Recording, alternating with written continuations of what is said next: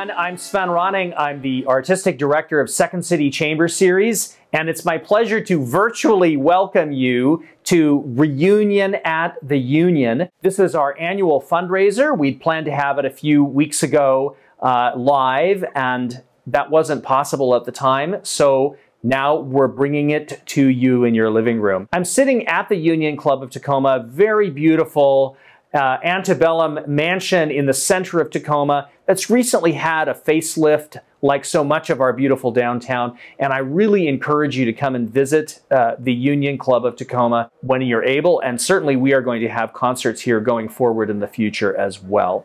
I'd like to thank the people who have made it possible for us to have this virtual fundraiser. Our Managing Director of Second City Chamber Series, Jinshil Yi, her assistant, 𝘱𝘪𝘰, our wonderful videographer for the event, that's Reed Johnson, and Darryn Demarce, who has been so incredibly flexible with us in producing this and providing opportunity for us to film at the Union Club of Tacoma.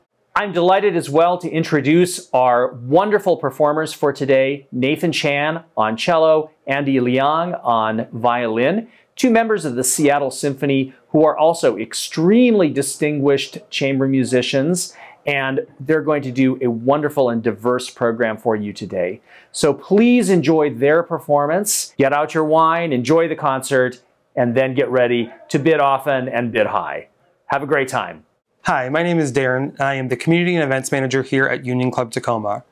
We're thrilled to be hosting the Second City Chamber Series and building an enduring relationship with them.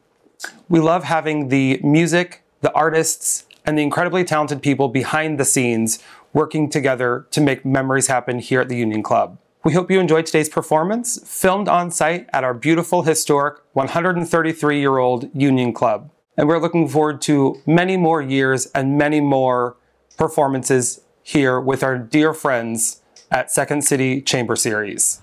Hi everybody, I'm Svend Rønning, Artistic Director of the Second City Chamber Series, and I'm just delighted to be at the Union Club of Tacoma for our virtual version of Reunion at the Union, which we'd planned to present to you on August 29th live, but circumstances changed, and we're so grateful to the Union Club of Tacoma for having us here for a recording session at a later date to broadcast to all of you. So thank you so much to Darryn Demarce and the whole club at the Union Club of Tacoma. We hope you'll come to see this beautiful venue at some point in the future. Certainly we at Second City Chamber Series intend to perform here again at some other point, so you'll get a chance to do that.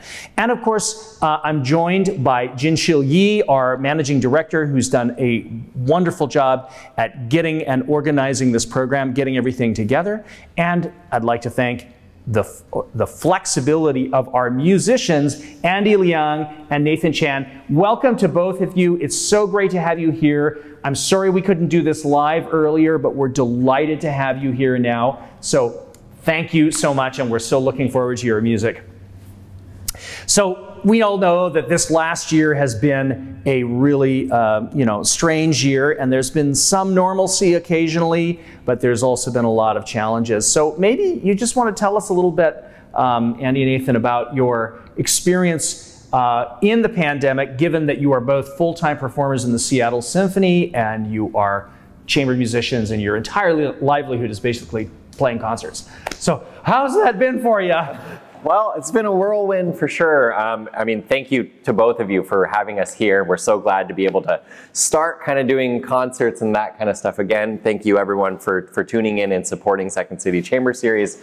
Yeah, I mean, when the pandemic kind of first hit, we were right in the mid-season of our season of 2020, right? Oh man, it seems like so long ago. But yeah, so things just kind of stopped, and we, for the foreseeable future, we just didn't know what was going to happen. The rest of that season was canceled, and the next season in the fall was kind of up in the air, and we didn't know what we were going to do. I think a lot of us found ourselves with just a lot of free time, especially as musicians. I mean, all of our performances were canceled, and yeah, I didn't know what to do at first, and so I found myself kind of bumming around on the couch, watching a lot of Netflix. I'm sure a lot of you can relate to that. And then I felt like, oh, I got to do something with my life. I got to be productive. And so Nathan and I did a couple projects here and there, some fun things. And then, you know, there was kind of the burnout phase where it was like, I don't want to do any more Zoom meetings. I don't want to do any more projects. I'm sick of this. And luckily, you know, I try to get outdoors, and summers are so beautiful here in the Pacific Northwest. So I like to play a lot of tennis on my free time. So I was able to go out and play a lot of tennis with my friends. And then starting in the fall of 2020, Seattle Symphony decided to move to live stream concerts with no audience, which is better than no concerts at all, but it is certainly strange to finish a symphony and then just have it be kind of dead silent, and you're just imagining all the virtual applause. But as we've all had to adapt and overcome and learn new skills, I think it was a great thing to be able to continue to play and perform music and share music with everyone during this time. Yeah, I mean, it was a big wild ride, a big roller coaster. Maybe one thing I can add to what Andy so eloquently said is, in terms of the projects that we did, we found a very interesting opportunity for us to use technology to bring our music to new communities, especially in this digital age. So even though we weren't in the same place, we found ways to make music together virtually by combining, you know, separate audio, separate video, yet trying to create a wonderful, cohesive story in terms of music, you know, maybe with a little help of technology to help with ensemble, things like that. There's some pretty amazing things you can do. And then that also translated into, you know, some music videos where we, you know, would play around with the setting in which we recorded ourselves in, and telling a different type of story that maybe one couldn't tell typically in a hall. So it was sort of an interesting journey in how us as musicians can really stay innovative and not just think in the same ways that we have been thinking for, you know, many, many years. Yeah. It's lovely. I just, you know, all of us musicians and artists were against our consent, some of us probably thrown into tech university intensely. Oh, yeah. During this last 18 to 21 months. And of course, you know, some of us have come out with more learning than others, but as you know, as we have, this is our third virtual concert that we've put together, Svend, and I do feel like we're learning new things each time. And we're learning too that you, our audience, is just sticking with us every step of the way. And thank you for your support, even across this digital platform. And we really can't wait to be truly live with you in person again. Speaking of being live, what are some engagements that you have coming up in the next season that you're excited about? Maybe one thing I know that Svend and I are both really excited to be performing very locally with the Olympia Symphony very, very soon for their upcoming season. We're playing a couple of concerti. I think that's going to be really exciting. They're sort of doing trials, if you will, for a new music director for their season, and I think it's a really interesting idea on the part of Jennifer Herman, who's I guess the director of the Olympia Symphony. We'll be doing concertos with the Olympia Symphony, but not together. That's right. Yeah, I'm ready. Yeah, anytime. Let's do something.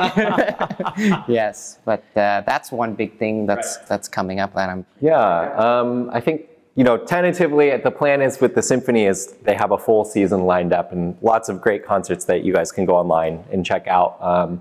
As for me personally, I think there might be a really awesome Halloween concert that may or may not happen. Yes, that's right. It might even happen here in Tacoma. Imagine that. Yes, that's right. Tell us a little bit about the Casa Quartet, which is, am I pronouncing that correctly, first of all? Yes, so this is an event that Second City Chamber Series has planned for Halloween, and so we've called it Chamber Music of Horrors. Okay, so and yes, Andy, you're going to be performing on that, and it's with the 𝘂𝘂 Quartet. So can you tell us a little bit about your group? Yeah, so I play in a quartet called the 𝘂𝘂 Quartet with my good friends. And the name of our quartet is 𝘂𝘂 because it's actually the first initial of all of our names. So there's Kyle, Aaron, Stephanie, and Andy. And it was just kind of a silly thing that we came up with when we were forming a few years ago, but we couldn't really think of a good name, and then we just kind of started rearranging the letters, and then 𝘂𝘂 came to mind. And one of the things that we love to do as quartets is play in really small, intimate venues, kind of like homes, which is probably how chamber music started. So we always joke that our concerts are 𝘂𝘂 in the 𝘂𝘂. So maybe when we eventually come out with an album or do some kind of series, we want to do like 𝘵 𝘂𝘂, 𝘱 𝘂𝘂, or like 𝘂𝘂 in the 𝘂𝘂. So we're taking suggestions, so if you have any, send them our way. But it's a little bit interesting because all of us actually live in different cities. And so it's really, the quartet is kind of a passion project. I live here in Seattle. Kyle spends his time in Cleveland, Chicago, and Caroga Lake, which is in upstate New York. And then my friends Stephanie and Aaron both live in Columbus, Ohio. So it's kind of like we have to plan out the year in advance, and whenever we're free, we kind of get together and do these projects. So fingers crossed the Seattle trip is happening. It'll be kind of the first time. We've been doing a public concert for quite a number of years, I think 2 years or so, but that should be a really fun program. There's a lot of fun music that we like to play. So all of us are classically trained, but we like to do different styles here and there, kind of genre blending. So you might hear some Disney classic tunes reimagined as jazz standards. You might hear some original arrangements of some Marvin Hamlish works. And then as well as something that we've got into recently, there's a wonderful young British artist named Jacob Collier, who kind of just is a mastermind of like harmony and plays all these instruments, and we've kind of done some string arrangements of some of his works. So a lot of fun stuff on that program, and really looking forward to that. Awesome. We're looking forward to having you back. And the 𝘂𝘂 for that 𝘂𝘂 Quartet concert will be Dystopian State Brewery, which will be a first at that location for us. So it's just also in downtown Tacoma. We really are proud of being a Tacoma arts organization. Thank you for your support. And just wanted to ask really quickly, what are your ties to the Pacific Northwest, to Seattle? What makes you make your home here? Well, yeah, so I'm actually a Northwest kind of native. I actually grew up in the town of Vancouver, Washington. So that's where I grew up. I spent kind of growing up musically in Portland a lot, playing in like the youth orchestra there. And then for college, I kind of went away. And then fortunately, I was able to land a job in the Seattle Symphony. And that was somewhere that I wanted to be. I just absolutely love living up here. So truly happy to call Pacific Northwest my home. Wonderful.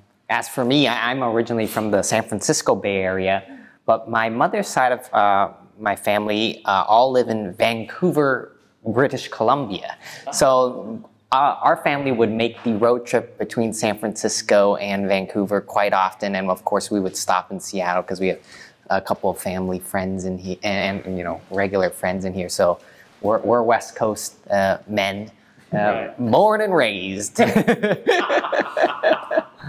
Awesome. Well, it's really great to have you, and we're so looking forward to hearing your music today. And I'll just have one last question, and that is, what gives you the passion to play chamber music, and how do you think that audiences can best support it going forward, since that's what today is all about? That's a wonderful question. I've always felt chamber music is the best blend between responsibility and empathy as a musician. It requires so much compassion, support, but also leadership as well. And I think it's a very unique role one has to adopt as a musician, and I think all musicians should really embrace the art of chamber music. I think, first of all, the repertoire is amazing, as I'm sure you all know, to be able to be with your friends in an intimate setting and to feel that connection, that electricity in a room, and I'm sure audiences feel that as well.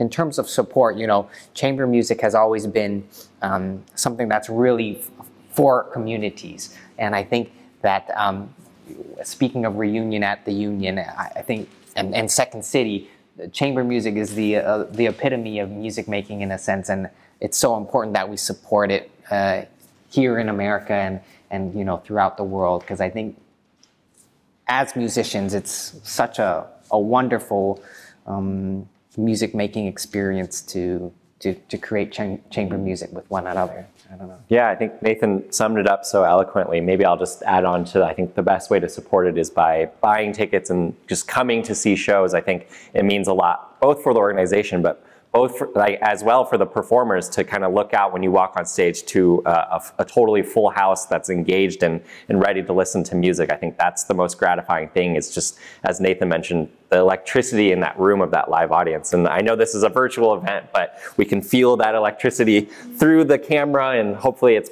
you know, shared throughout the music. Yeah, so I think just kind of being there and being present, and I know, you know, COVID kind of made that difficult the last year and a half or so, but we're ready to kind of get back to these live concerts, and whenever that can happen, we're really looking forward to seeing you guys in the audience again.